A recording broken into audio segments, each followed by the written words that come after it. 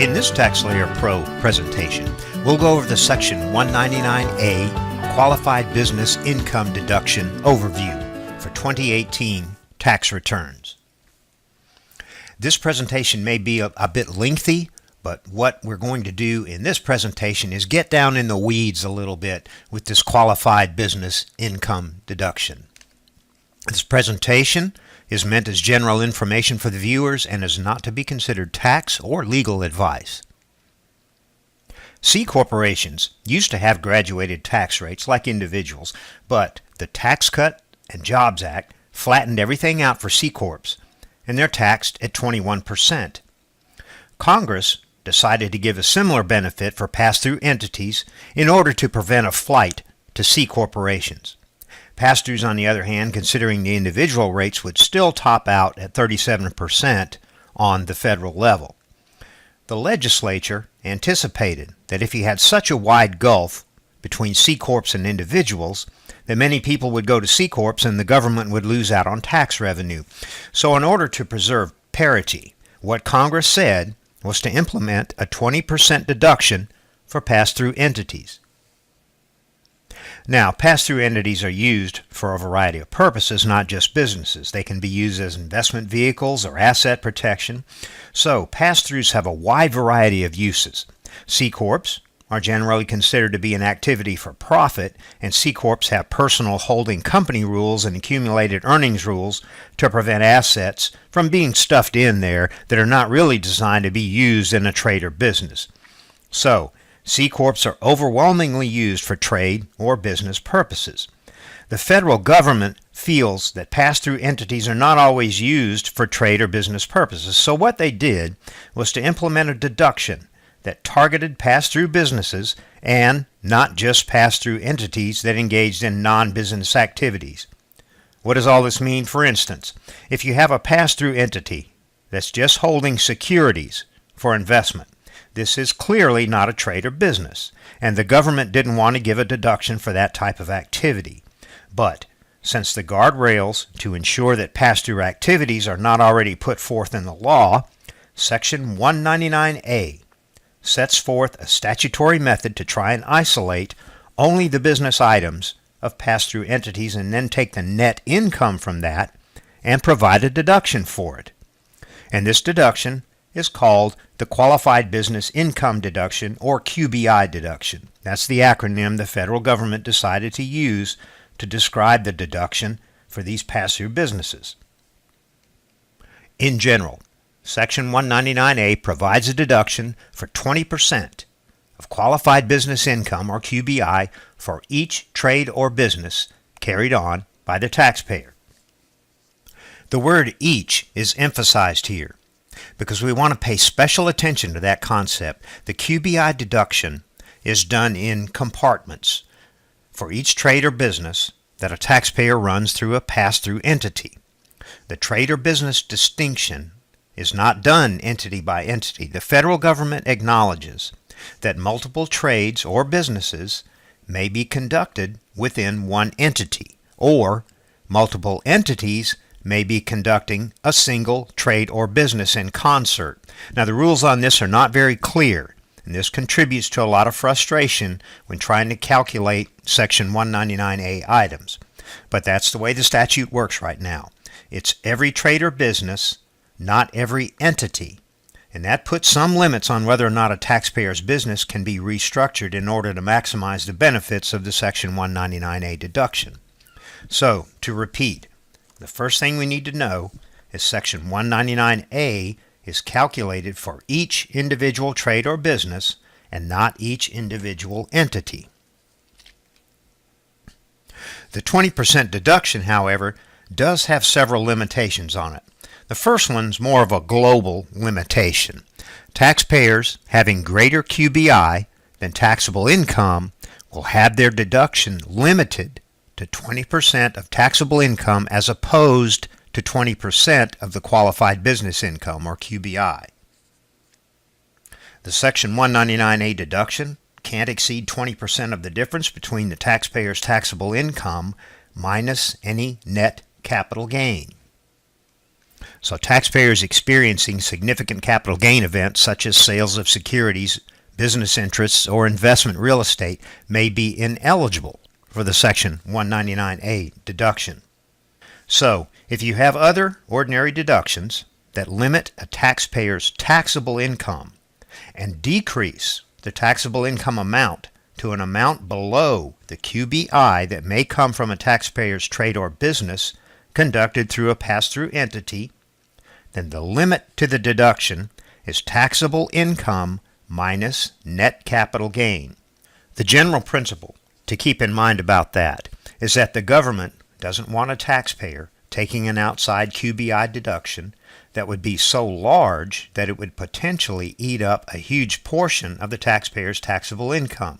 Now the guardrails on that is it's 20% of taxable income minus net capital gain in any circumstance, even if your QBI deduction would be greater than that calculation. Now this second effect is that if a taxpayer experiences a really significant capital gain event and has other deductions that are associated with it, the taxpayer may be limited on the Section 199A deduction or may be ineligible, depending on how the capital gain calculation figures into the limitation. The big purpose behind this, again, we'll refer to the very first part of the slide. If you have so many deductions from AGI that taxable income is really low and QBI is greater than taxable income, the limit is taxable income minus net capital gain. And that's the long and the short of it. So before we get into calculating the QBI deduction itself, you should be aware that there's this global limit on the QBI deduction, even if you have more net income from the pass-through business that you're conducting than your taxable income, by virtue of all the deductions that you put on your return. So just what does Section 199A allow taxpayers to deduct? Well, 20% of REIT dividends and qualified PTP income. Now remember that REIT is the acronym for Real Estate Investment Trust. A REIT is a company that owns, operates, or finances income-producing real estate. REIT dividends can come in many forms. REIT dividends can be treated as capital income. You can have a non-dividend distribution that functions as a return of capital, and you can have ordinary income REIT dividends. Qualified REIT dividends are only those dividends which are treated as ordinary income. There's no limitation on REIT dividends other than the global limit that we talked about earlier. REIT dividends get a 20% QBI deduction regardless of any other circumstances associated with the REIT. On the other hand, for PTPs, there's a bit more of a calculation. Recall that PTP is the acronym for Publicly Traded Partnership. They're rare, but they do exist. If you have a tax client who receives a K-1 from a PTP, the K-1 won't be that hard to follow. The qualified items can be punched in on the taxpayer's QBI worksheet in your software. The PTP calculation of qualified income will be pretty easy if you're the preparer or the person who receives the K-1, because in the PTP K-1, in the box associated with the Section 199A items, the PTP will show you which items are qualified and which items aren't. So you'll have qualified items of income, loss, deduction, and gain. And you'll have Section 751 items, which are assets, receivables, and other items covered in Section 751. But if you dispose of the PTP, or if your client disposes of the PTP, the Section 751 gain that will result in a qualified tax item also counts. So, if your client is holding a PTP interest and has disposed of it during the year, the K-1 for the PTP is going to give you all the listed qualified tax items, and you'll be able to net those out on the taxpayer's 1040, and you'll be able to report the 199A items on the PTP K-1 that flows through to your client. So besides the qualified REIT dividends and the qualified PTP income, you have 20% of QBI, and this is where we'll spend the rest of this presentation. The QBI portion can get a little complicated. So just what is QBI? Well, it's net amounts of qualified tax items, which are income, gain, deduction, and loss. Credits don't factor into the QBI calculation. It's only those items that correspond to a trade or business. QBI can only be calculated with tax items effectively connected with the U.S. trade or business for purposes of Section 864C. There's no QBI for items effectively connected with an international trade or business. U.S. territories count, however, so if you're conducting business in Puerto Rico, Guam, or American Samoa, those count. If you're conducting business in Canada or Mexico, those don't count. A blended business that partially conducts in the domestic sector and partially in the international sector will need to use a reasonable method to separate out those items that are international from those that are domestic. You'll only be able to take those tax items that are effectively connected with the U.S. part. The QBI is calculated by netting out those items. So what else does QBI not include? Does not include capital gains or losses, including Section 1231, dividends, interest, or annuities. An example of Section 1231. Assume I have a manufacturing business. In addition to the manufacturing business, I also own the real estate that serves as my factory. So the same business that does the manufacturing also owns the real estate. The real estate is a Section 1231 asset. Since it's used in a trade or business, it's theoretically not a capital asset. But Section 1231 treats the gains or losses from the sale of those assets as capital for gain purposes and ordinary for loss purposes. They don't want you taking the capital gain from a Section 1231 sale, but at the same time, if you have a Section 1231 loss, that's okay to deduct. Dividends, interest, and annuities are passive income items that don't really come from a trade or business. Interest that comes from a trade or business is okay for the 20% deduction or the QBI deduction. The interest earned from somebody's payment account, that's not trade or business related. You can't get the QBI deduction for interest from a bank, which rewards you for keeping money in a savings account. What they're talking about, if your business conducts hard money loans, then the interest derived would be interest from a trade or business. Dividends or interest that come from passive activities are typically not connected to the business itself. The 707C, guaranteed payments, and S-Corp reasonable compensation are typically deducted at the entity level and not on the 1040. So if you have a partnership and your distributive share of net income is $100,000, you'll also get a net payment of $50,000. So when calculating what your QBI number is, you can take the deduction on the 1065 for the guaranteed amount. That's okay. But you can't then take a QBI deduction on your 1040 for the $50,000 guaranteed payment you received. That would be a double deduction. The 707C guaranteed payment and the reasonable compensation from 1120S are deducted at the entity level. You net those out for QBI purposes when determining your QBI number, but you can't take a deduction on the 1040 for QBI purposes for those two items. They don't let you do it because it would be a double deduction in this case. For every trade or business that you calculate a QBI deduction, if you come out with a net loss, the loss gets carried over to the next taxable year and is netted against any QBI for the following taxable year. But the QBI deductions are made in containers. It's trade or business by trade or business. So if you have trade or business 1 and trade or business 2, if one has a loss, one has a gain, the QBI loss for business 1 will be carried over for QBI purposes only to the following taxable year. You will not, for QBI purposes, net out trade or business 1's QBI loss against business 2's QBI gain. But for regular purposes, if you have a business loss and a business gain, you can net those out.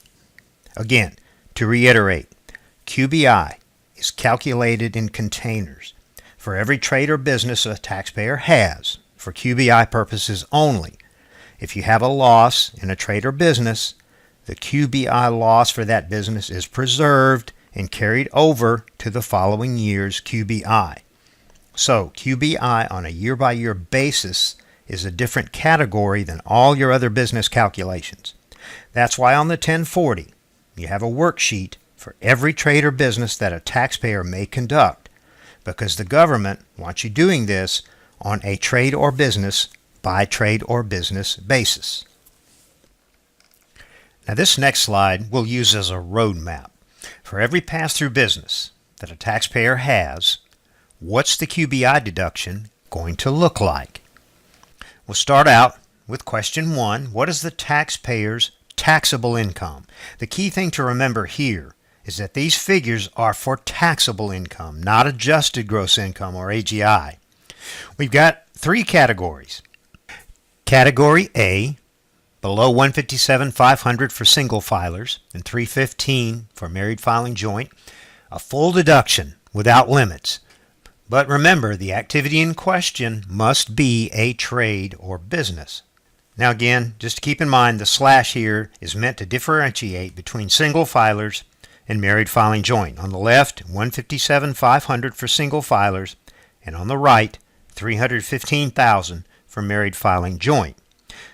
The taxpayers in Category A, any trade or business that the taxpayer runs through a pass-through entity, will get a full QBI deduction. Has to be a trade or business. It can't be a hobby. It can't be an investment. As long as the taxpayer, for purposes of Section 162, runs a trade or business, if they're in Category A, they receive a 20% QBI deduction and the analysis is done. In Category B, there's a phase-out based on W-2 wage limitations, but specified service, trades, or businesses still get the deduction. So, for Categories A or B, it doesn't matter what trade or business you're in. If you're in a trade or business, you get the deduction. For the W-2 wage limitation, typically your tax software is going to be very good at calculating this. And here's the principle of how the phase-out works. The closer you are to Category A, the bigger deduction you'll get, as long as you meet these W-2 wage limitations. Once you reach Category C, above $207,500 for single filers and $415,000 for joint filers, you now have to proceed to question 2 on the next slide. Question 2 is the taxpayer in a qualified trade or business. Now we'll talk about what a qualified trade or business actually is in a later slide. But once in Category C, you have to get over the hurdle of whether you're in a qualified trade or business. If the taxpayer's trade or business qualifies, then we go to question 3. If the trade or business does not qualify and you're ineligible, then the analysis ends and there's no deduction.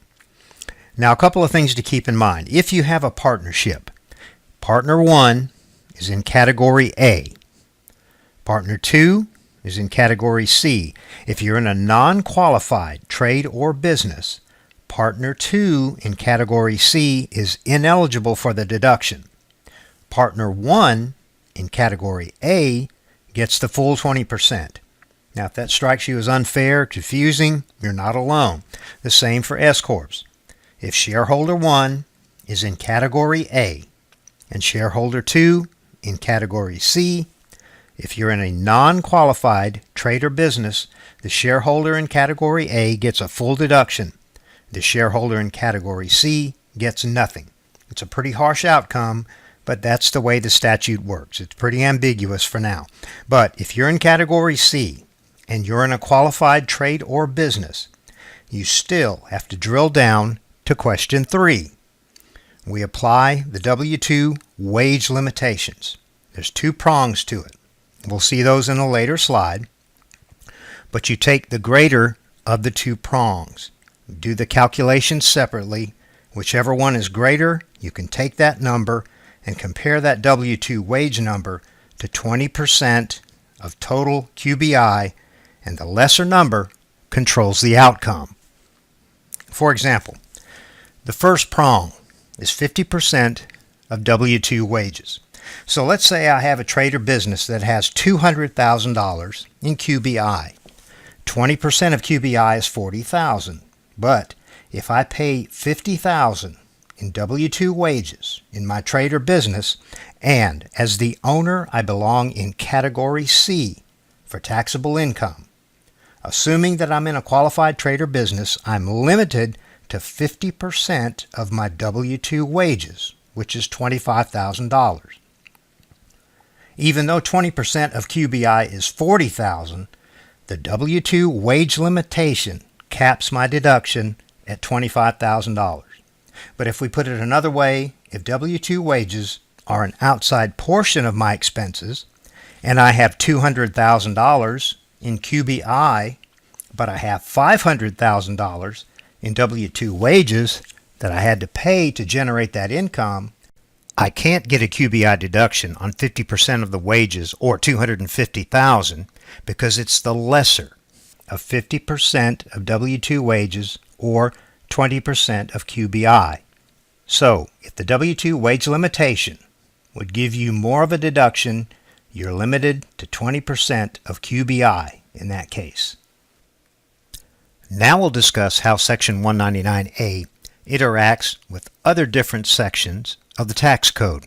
Number one, your 199A deduction can be considered a below the line deduction.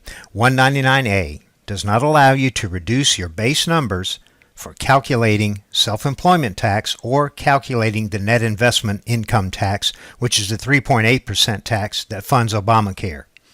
You can't reduce your tax base for those numbers. 199A is the deduction on a 1040 that will only be from trade or business income. If you're going to try and take an aggressive position on a tax return on the Section 199A deduction, there's a lower threshold for determining the 20% accuracy-related penalty. Congress understands that the 199A deduction can make a big difference on a tax return. The 20% deduction doesn't have a cap. You could have $50 million of pass-through income, and as long as you meet all the testing, you could take a 20% deduction off that number. So you could get a $10 million QBI deduction off that type of income.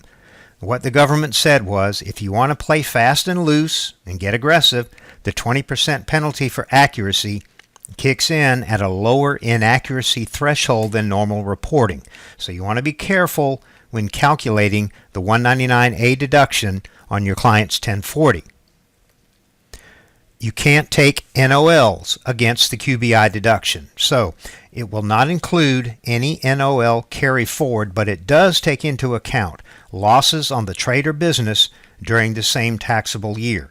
But for NOL carry forward, Section 172, you don't include those for the QBI calculation.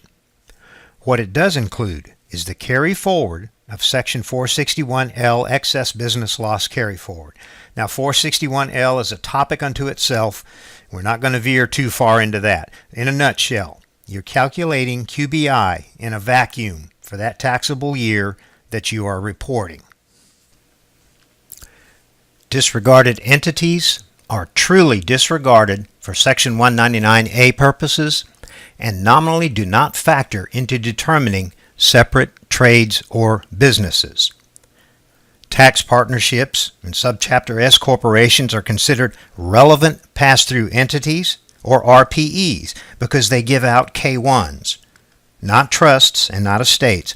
Any pass-through entity that's conducting a business, you want to determine how many trades or businesses are being engaged in directly, and then apportion all tax items among the trades or businesses.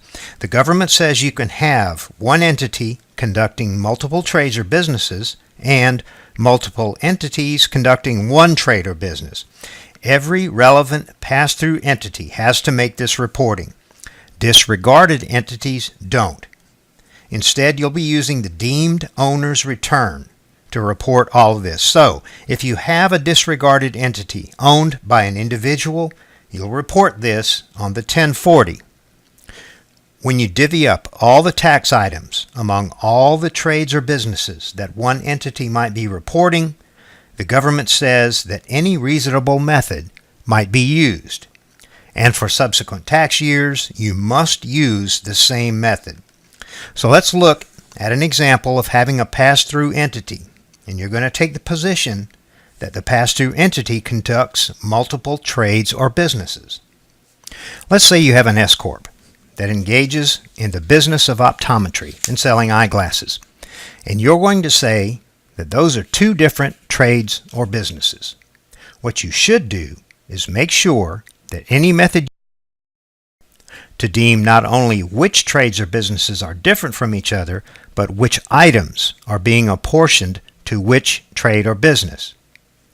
You should consult your accounting colleagues and ask, do you think this will pass a reasonable test as far as which trades or businesses I'm reporting for that entity and how I'm divvying up the tax items?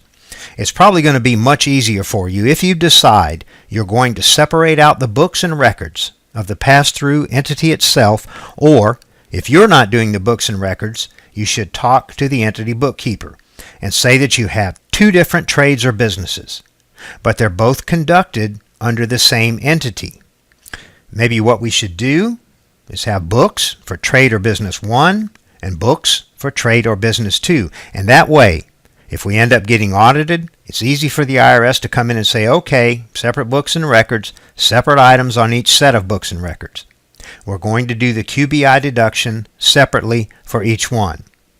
But if you're going to take the position that a single entity is conducting multiple trades or businesses, then you have to come up with a rationale for which trades and businesses they are, why they're different, and why the tax items are being apportioned the way they are.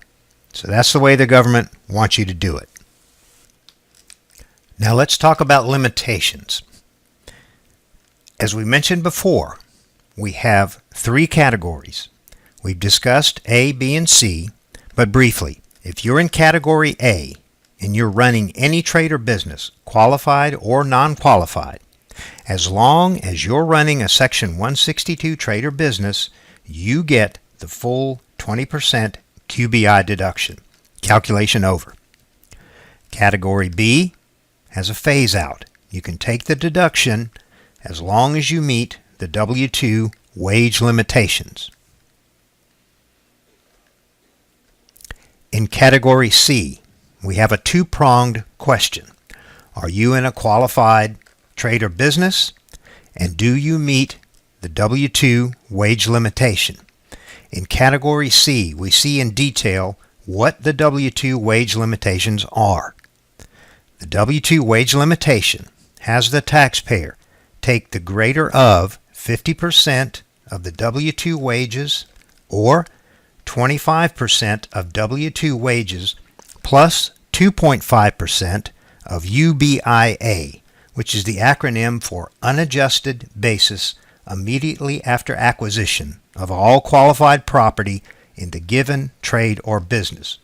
So again, two steps for Category C. Qualified trade or business, and if in a qualified trade or business, we go to the W-2 wage limitation, and then it's the greater of these two numbers, 50% of total W-2 wages paid, or 25% of total W-2 wages paid, plus 2.5% of UBIA. Next, let's move on to the definition of a qualified trade or business. A qualified trade or business is defined by what it's not, rather than by what it is, except for the ones that are carved out in the statute. First, the trade or business of performing services as an employee, yes, it exists. No, it's not eligible for the QBI deduction. Even if you're in the trade or business of performing services as an employee, it's a non-qualified trade or business. But since the income is received on a W-2, you don't get the 199A deduction for it, period. If the taxpayer gets a W-2, any compensation reported on the W-2 is not eligible for the QBI deduction. No exceptions. The trade or business of performing services as an employee is out as far as the deduction is concerned. And any specified service, trade, or business, or SSTB, is also out. Now, what does that mean? Well, performance of services in investing, investment management, commodities, securities, funds, and so on. They don't want to give this deduction to hedge funds, day traders, people who are in the general business of being on Wall Street and trading for a living. The QBI deduction was only intended to provide tax benefits for profitable businesses that hire employees, not to provide tax benefits for high-income professions who generate their profits directly from their own personal labors. And as a result, this new IRC Section 199A created so-called specified service businesses that at higher income levels wouldn't be eligible for the QBI deduction. This determination is of minimal importance to low and moderate income earners, remember up to $315,000 for married couples filing joint returns and up to $157,500 for all other filers.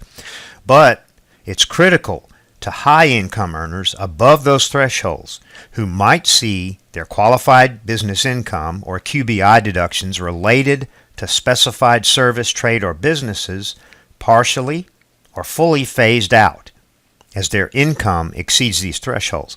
The primary purpose of the Section 199A deduction for qualified business income, or QBI, was to provide a tax boon for businesses that hire and employ people to grow the U.S. economy, but not to give a deduction to those who simply earn a substantial income from the fruits of their own labor. Not that all service businesses would be prohibited, just specifically the ones that generate income primarily by providing various types of professional services. Now, IRC Section 199A defines certain specified service, trade, or businesses, or SSTBs, that at higher income levels are not eligible for the QBI deduction, drawing on IRC Section 1202, which defines the eligibility for certain types of small business stock capital gains to be excluded from income. We talked about that. And similarly is not available for professional service firms. The legislative text of the Section 199A stipulated that an SSTB would include any trade or business involving the performance of services in the fields of health, law, accounting, actuarial science, performing arts, consulting, athletics, financial services, brokerage services, or any trade or business where the principal asset of such trade or business is the reputation or skill of one or more of its employees. We'll go over this again later. In addition to the businesses that we just listed, the Section 199A adds the following businesses to the list of SSTBs. Any trade or business which involves the performance of services that consist of investing and investment management, trading, or dealing in securities. Now again, let's go over that list of businesses. If you notice the list on this slide, any trade or business involving the performance of services in the fields of health, law, accounting, actuarial science, performing arts, consulting, athletics, financial services, brokerage services, or any trade or business where the principal asset of such trade or business is the reputation or skill of one or more of its employees or owners. Also, engineering and architecture businesses are still eligible for the deduction because they lost the domestic production activities deduction. Special rules also apply for specified agricultural or horticultural cooperatives, and we're not going to go into that here. Now, we don't have this on the slide, but realtors are not SSTBs and don't have the same limitations as others. Well, what do the regulations actually say about specified service, trades, or businesses? Health is defined as medical services by licensed professionals in their capacity as such. Does not include health clubs, personal training, research, testing, or medical device sales.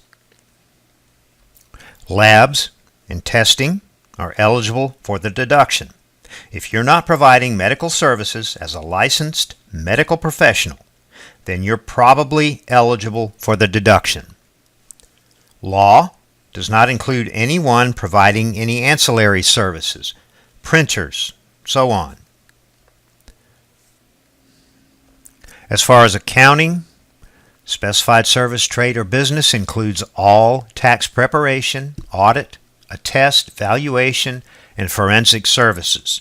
Bookkeepers is a judgment call. There's not enough guidance on this, so just proceed with caution. Continuing on with the list of specified service, trade, or businesses, performing arts, acting, music, movies are all included. Does not include other arts or mere value-added services such as equipment. Editing is a little ambiguous.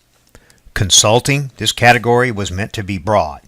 If you're merely educating and training people for a living, that's not consulting. It does not include sales or training and education. Financial services, financial advisory, wealth management, retirement planning, investment bankers, mergers and acquisitions, loan brokerage, bankruptcy advisory are all specified service, trade, or businesses. Does not include taking deposits or making loans, in other words, traditional banking. Brokerage. This is basically meant to be stock brokerage. If you're in the business of brokering concert tickets or real estate, then you're still eligible for the deduction. Investing, or investment management, receipt of fees for providing investing, asset management, or investment management services. Does not include the management of real property. Trading or dealing in securities, commodities, or fund interests is in the category of a specified service, trade, or business. The reputation or skill is narrowly interpreted as a taxpayer using his or her likeness in endorsements, images, or personal appearances. For instance, an athlete or actor lending themselves to an endorsement. Dr. Oz appearing on a commercial is not eligible for the deduction. What the IRS means is famous people lending their likeness, name, or image for advertising purposes or for a fee in order to put themselves out there as a special guest at a corporate event or something along those lines. Thankfully, the IRS gave a narrow interpretation to this rule. Most real property trades or businesses are eligible for the 199A deduction regardless of which category you're in. The only gray area is rental real estate. Along with the final regulations, Notice 2019-07 came out, giving a 250-hour safe harbor for any given activity. Even if you're caught under the passive activity rules for rental real estate, you're still eligible for the QBI deduction as long as you are deemed to be running a trade or business as rental real estate. For anyone who owns property and needs to do any level of active management on the property, for instance, if you have a teacher who decides to buy one or two single-family homes and rents them out to unrelated people, and she does the day-to-day management, even if under 250 hours per year, that would be considered a trade or business. So there is some gray area, but the IRS did come out with this notice saying that if any activity involves 250 hours by the taxpayer, then the activity is eligible for the QBI deduction. A couple of other items on SSTBs, the de minimis rules. For clients who might have a single trade or business with an SSTB portion and a non-SSTB portion, businesses with gross receipts $25 million or more, if it's greater than 5% of the gross receipts are from SSTB activities, then the entire business is an SSTB. For example, if 80% of your gross receipts are from bookkeeping and 20% of your gross receipts are from accounting, but you're in the same business, then the entire business is considered a specified service, trade, or business. If you're in Category C, you're ineligible for the 199A deduction. Businesses with gross receipts of less than $25 million, you substitute 10% for 5%. Those are the de minimis rules. Let's look at a couple of regulatory examples that go along with these de minimis rules. Assume you have a landscape LLC that provides both lawn care and consulting on landscape design and architecture. If more than 10% of the gross receipts are from consulting, the entire business is considered to be an SSTB. Another example, a veterinarian office also sells organic dog food. The two activities have separate books and records, separate employees, even though they're run out of the same office. Since they're separate books and records, and they're treated as separate businesses for all other purposes, the two activities are separate for Section 199A purposes. The veterinarian practice is an SSTB. The organic dog food sales are not. Now let's move from the SSTB discussion to W-2 wages. You can't take wages allocable to a different trade or business and use them on the QBI deduction limitation for another trade or business. This seems obvious, but the regulations make this abundantly clear. If you own Trade or Business 1 and Trade or Business 2, wages allocable to Trade or Business 1 can't be used for Trade or Business 2's calculation, even if they're conducted out of the same entity. On acquisitions and dispositions, if the taxpayer sells his or her business in the middle of the year, the taxpayer may only claim the allocable share. So if I sell my business on June 30th, I can only take my allocable share of W-2 wages in order to calculate the QBI deduction. Any wages paid under a different person's ownership are not allocable. W-2 wages do not include guaranteed payments from a partnership to its partners. It's reportable on the partner's Schedule K-1 of Form 1065, not on a W-2.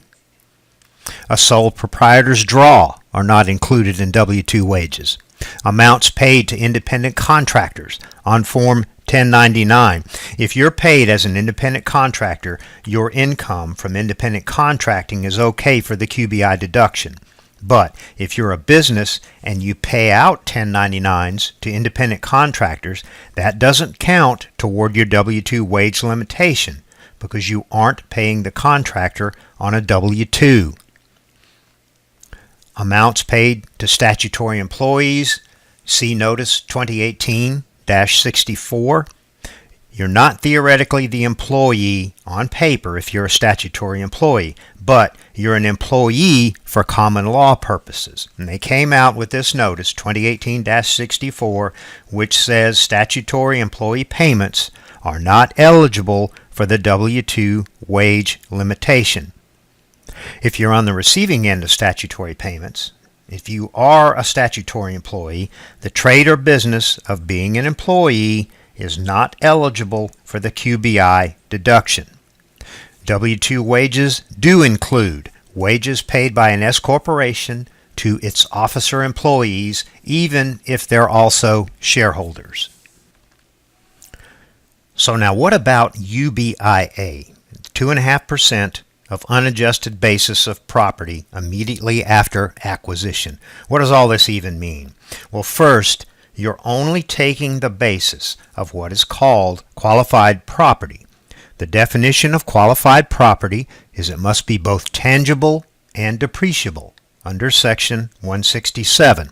This means no land, no intellectual property, and no goodwill. It has to be equipment, vehicles, and items that are used in the trade or business. It has to be tangible and depreciable. The depreciable period must still be active by the end of the taxable year. The depreciable period for Section 199A purposes ends 10 years after being placed in service at the latest. The either-or test, the end of the depreciable period or 10 years, whichever is later. So, for 39-year depreciable real estate, the depreciable period is 39 years. For any asset for which you took bonus depreciation, then the depreciable period will be 10 years after it was placed in service. If you have 5 or 7 year maker's property, it's 10 years after being placed in service. The qualified property must be owned by the business at the end of the taxable year. If the business has disposed of the property before the end of the year, then the business can't take the basis of the property at all, and the property will not be eligible for the 2.5% UBIA limitation. Improvements to qualified property are treated as separate items. For partnerships, each partner gets a share of the UBIA in accordance with the allocation of property's depreciation deductions under Section 704. Partners get credit for Section 743 adjustments after a Section 754 election. For S-Corps, each shareholder gets a pro rata share of UBIA. You have to apportion wages and UBIA among partners and among S-Corp shareholders as the regulations dictate.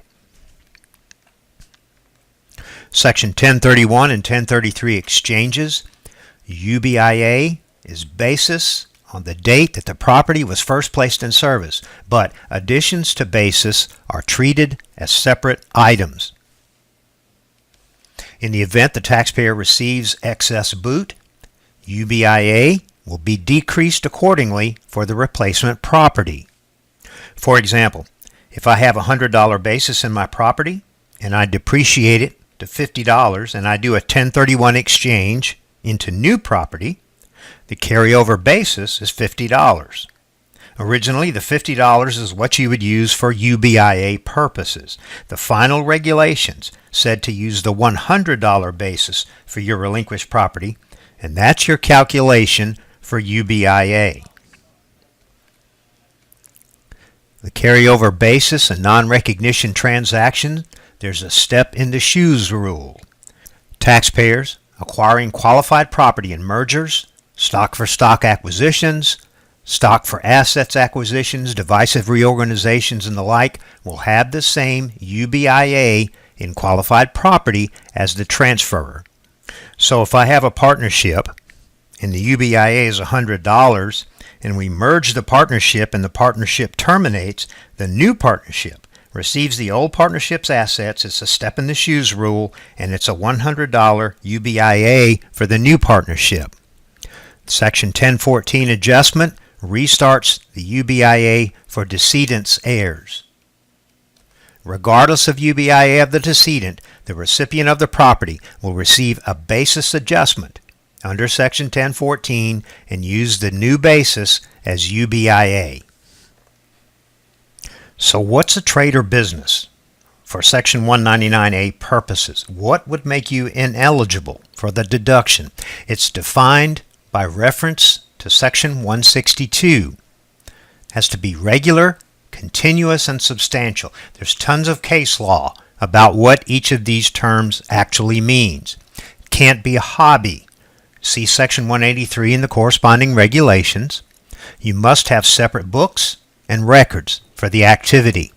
You must have a profit objective, meaning a long history of losses without profit is going to count against the taxpayer.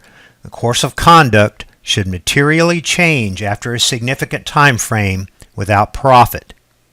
If you're in an activity that doesn't really have a profit motive, you don't keep careful books and records, and the activity generally hasn't been conducted as a trade or business, then the activity is ineligible for the 199A deduction. Case law examples include collections of memorabilia. If you're not a dealer, you're not conducting a trade or business. Racehorses, for example. If you're not running a racehorse stable as a trade or business, then it's a hobby. And art. Are you running your art activity for a real profit or not? And again, this won't come up for losses because the Section 199A deduction refers to net income. Next, we have the ambiguous territory of rental real estate. We talked a little bit about this earlier, but just to review, Proposed Notice 2019-07 provides a safe harbor, 250 hours per rental enterprise, and you want to see the aggregation rules as well. Services of employees, agents, and independent contractors do count toward this 250-hour total. Triple net leases are not eligible. What about limited partnership interests? Ambiguous. Outside the safe harbor, look to other sources of authority. Section 469, Revenue Ruling 75-374. And just to recap, if you have more than 250 hours in that particular activity, then you can claim the deduction under the safe harbor rules. The hours will need to be logged and justified. And again, at the bottom of this slide are other sources of authority to determine if something is counted as a trade or business. You might run into the concept of aggregation with some of your tax clients. The QBI deduction is calculated on a trade or business by trade or business basis. However, what the regulations allow you to do is to make an election to aggregate multiple trades or businesses to be treated as one, as opposed to the default where you take each of the trades or businesses and calculate all of the QBI items separately. So, all the QBI items are going to be netted against each other now if you make the aggregation election. Sometimes this will be an advantage to the taxpayer, sometimes maybe a disadvantage. Here's how it works. Number one, you must meet all of the following criteria. The same persons or group of persons must own 50% or more of each business for a majority of the taxable year. Each business must have the same taxable year. You can't aggregate calendar year businesses and fiscal year businesses. None of the businesses can be SSTBs. And there's a three-factor test. You must satisfy two of the three. Products and services must be the same or customarily offered together. Businesses share facilities or other significant centralized business elements. And third, operated in coordination with or reliance upon each other. This includes self-rentals, per the examples. If you meet two of the three factors on this slide, then your client satisfies the criteria. The other three must also be satisfied in order to aggregate. So what are the consequences of aggregation? You're going to have to run the numbers for your clients to see if aggregation will benefit the client, or simply run the QBI numbers on each individual business. This is totally elective. You want to play the aggregation to your client's advantage. The IRS will not forcibly aggregate your client's businesses. And again, the QBI for the particular activity is calculated by aggregating all tax items across the combined trades or businesses, including W-2 wages and UBIA. Could help, could hurt. Again, you're going to need to run the numbers to find out. Aggregation is generally irrevocable, but you can add a new business to the group. If you have businesses 1, 2, and 3, and you decide to aggregate them on the 2019 tax return, then for purposes of the 2020 tax return, you have to aggregate those same trades or businesses. You can't aggregate the trades or businesses once and then decide that you're not going to aggregate them on a subsequent tax return. You must prove a material change in circumstances to deaggregate the businesses.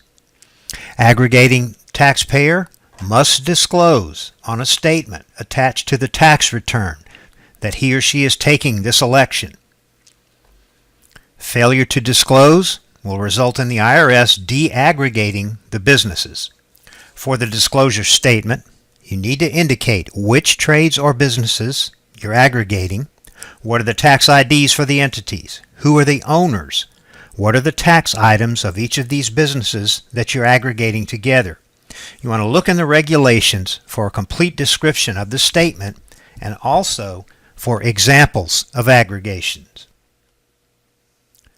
Reporting obligations for trusts and estates. On Schedule K1, Each relevant pass-through entity or RPE must report on the Schedule K-1 the following items for each trade or business: each owner's allocable share of QBI, W-2 wages, and UBIA. Now, Schedule K-1 for the 1120S, you want to look to box 17. QBI items are found in items V through Z in the instructions for the K-1 for the 1120S. On the K-1 for the 1065, you'll look to box 20. And the QBI items are found in items Z through AD in the instructions for the K-1 for the 1065. If you have multiple trades or businesses, the argument for keeping them separate will be primarily supported by what's reported here. There is some ambiguity about how to reflect multiple trades or businesses, whether the trade or business is an SSTB. Trusts and estates are going to allocate all their different items between the trust and the beneficiary as follows. If you have a trust that is a grantor trust, the trust is the alter ego of its owner. Therefore, for every item that's conducted by the trust or for every business that's conducted by the trust for 199A purposes, it's treated as conducted by the grantor. So all of that will show up on the grantor's 1040. For non-grantor trusts and estates, if there's no DNI distribution and no K-1s are sent to the beneficiaries, the 199A is calculated on the 1041. If you do make a DNI deduction, distributable net income deduction, on the trust, and you have a K-1 for all the items that goes out to the beneficiaries, then you have to allocate between the trust or estate and the beneficiary, depending on how much DNI passed through the trust or estate to the beneficiaries on the K-1s. So if you had 40% of distributable net income sent to a single beneficiary, the beneficiary will report 40% of all items, and the trust or estate will report the remaining 60%. If you have a simple trust that says all DNI goes out to the beneficiaries every single year, then the K-1 will pass through to the beneficiary. All the items will be reported by the beneficiary on the beneficiary's tax return. And the regulations do contain an anti-abuse rule for trusts that are set up for Section 199A purposes. We want to thank you for watching this TaxSlayer Pro presentation on the Section 199A deduction.